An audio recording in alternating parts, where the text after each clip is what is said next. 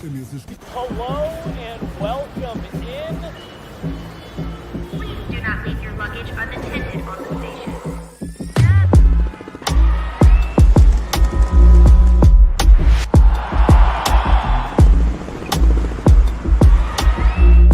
Welcome to the show.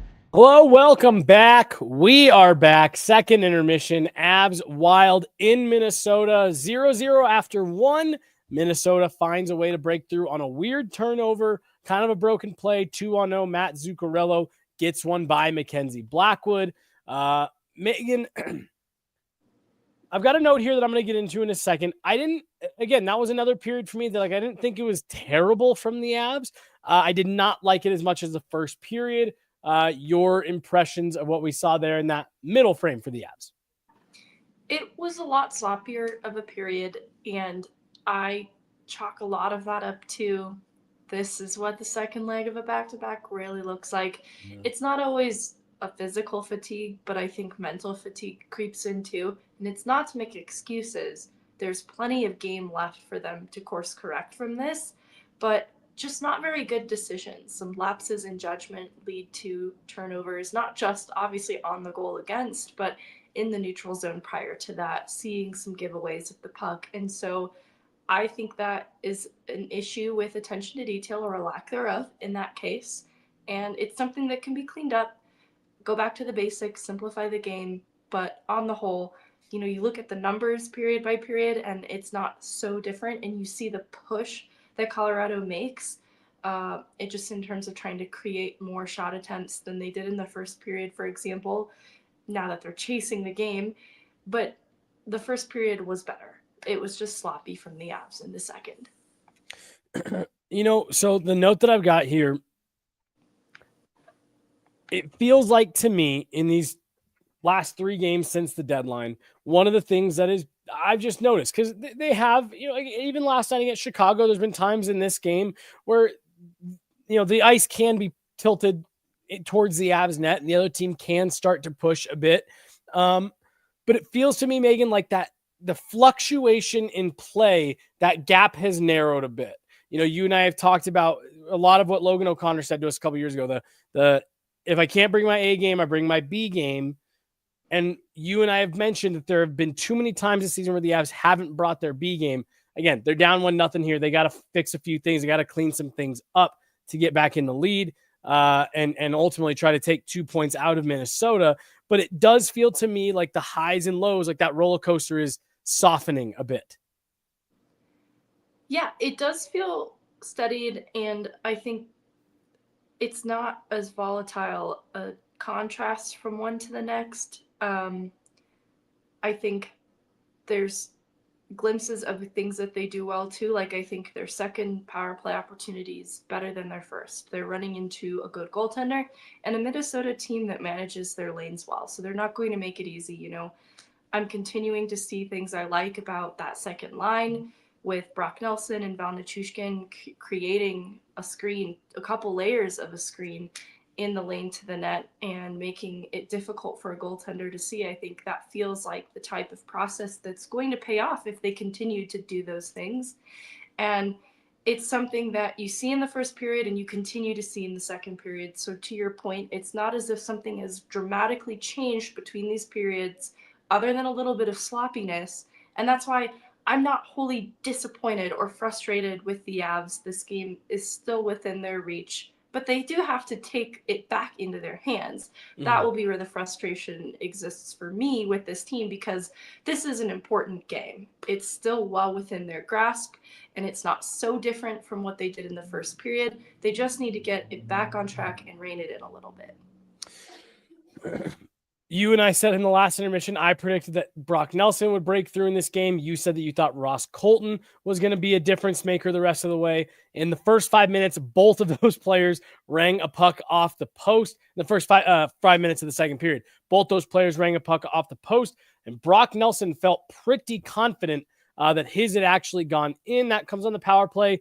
Look, you and I had Steve Peters, PD, on a couple weeks ago.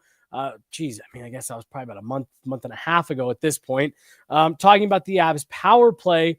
And he put out a really nice piece when the Avs acquired Brock Nelson, breaking down what it was that the Avs were going to like about Brock Nelson. And he specifically pointed out that he's a player that makes his living in front of the net and low in that circle to the right of the net. And that's exactly where he was when Cale Makar found him. Again, he just continues to look dangerous to me in a game that, otherwise you want to see the Avs generating a bit more. Yeah, I think the power play looks different. So even from when PD was evaluating it and the stagnancy at that time, you have a new player on the power play in Brock Nelson, and I think it's going to take a little bit of time. In this way that we saw that Nathan MacKinnon had to pivot and adjust how he ordinarily operated on the power play to net chase. I think that a little bit of that learning curve is going to exist with Brock Nelson. So I'm not overly concerned with how that's going to come together. And kind of similarly, but Val Nichushkin has also newly rejoined the group as an option on that top unit as well. So they're just trying to get these pieces to come together because it's a unit that often played with the same players every year. The loss of Mikko Rantanen was a little bit of an adjustment, and now there's just another new adjustment to be made. So I don't know if it will be the key to success in this game specifically. I think this is a team that has proven it can score 5v5 as well. So I just want to see them to continue to push for better scoring chances, because I do think that they created more high danger chances in the second than they did in the first, which is actually kind of surprising. But I think it's born from a little bit a place of desperation. And if that's the case, that's great. Continue to operate from that place.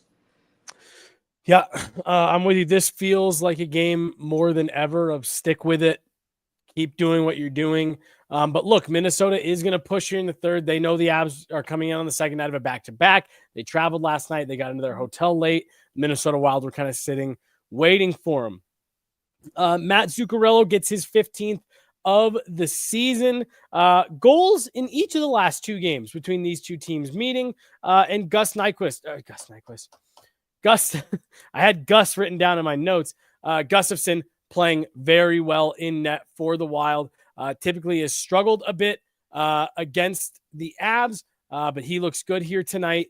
From Minnesota's side, it's a lot of injuries, really banged up. They pushed in that period.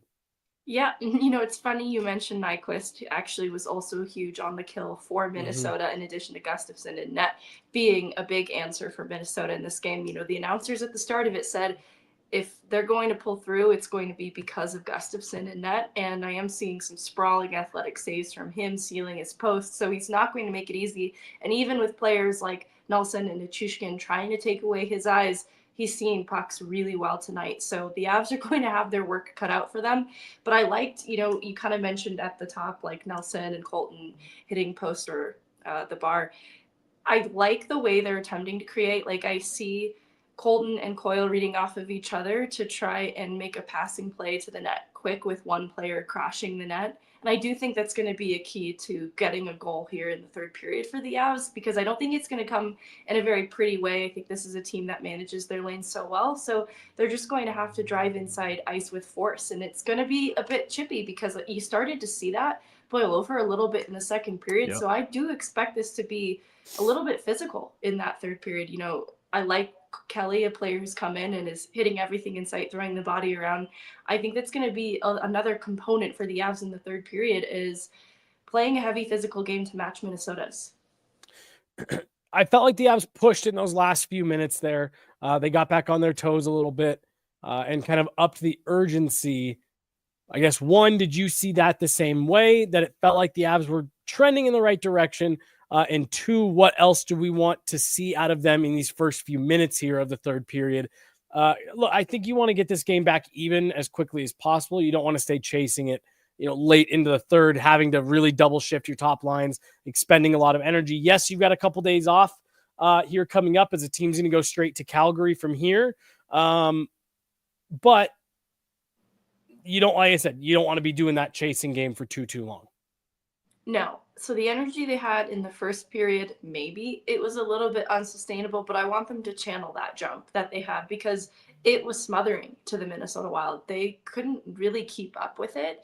And like you mentioned, they have a day off, so they're going to get a little bit of a break in between here. Throw everything but the kitchen sink in the final period, then just empty the tank. I know that sounds dramatic, but we are down, like we are under 20 games to go in Right. this season. It's the home stretch. This is a division rival. You need to be playing this like it's a playoff hockey game because it has playoff implications completely. So I don't want to see them play down to an injured Minnesota Wild team that maybe didn't come out with the jump that they wanted in the first period. But this is a game that the Avs still have a say in, and it's going to be really important. Like, it's going to say a lot about who this group is, how they respond in the third period. So I just need them to fake it till they make it in terms of the intensity, because it was missing in the second period. Yeah, you're a quality shot away from having this game tied up. You're obviously very much in it. But like you said, this does have playoff implications. Avs only 17 games left to go. Minnesota with a game in hand. Avs have a 4-point cushion. If you can claw back in this one and find a way to win in regulation, you're going to do yourself a lot of favors in the standings. But again, Jared Bednar has told us this team is going to go mostly optional practice the rest of the way. Tomorrow's going to be a day off. They're going to get a practice, if guys want to get on the ice. So to your point, not to be overly dramatic here, but there is no reason to not empty the tank. 17 games to go, playoff implications, division opponent, 2 days off coming. Yeah, you can roll those guys. You can get some extra minutes out of Nathan MacKinnon. And to your point, there's really no reason to hold anything back here. So I agree with you. Let me just ask you real quick, then I'm going to get your final thoughts heading into the third. Thoughts on Mackenzie Blackwood tonight? It doesn't feel like the test has been crazy. He's come up with a lot of the ones you want. Not much, you're going to fault him for on a 2-on-0 there. No, and off what should have been a clean breakout for the Colorado Avalanche. So it was such a quick turnaround the other way because of where the turnover happens. Right. I am not faulting him for that.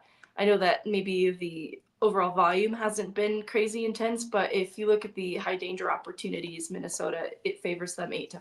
So they've had a couple of, power play opportunities of their own, or at least, going back into, so I'm looking at the penalty log here. The first period, he had to come up with a big save on a Boldy slap shot from the top of the circle. And so I'm giving Mackenzie Blackwood some credit for giving them a chance to win, keeping them in this one.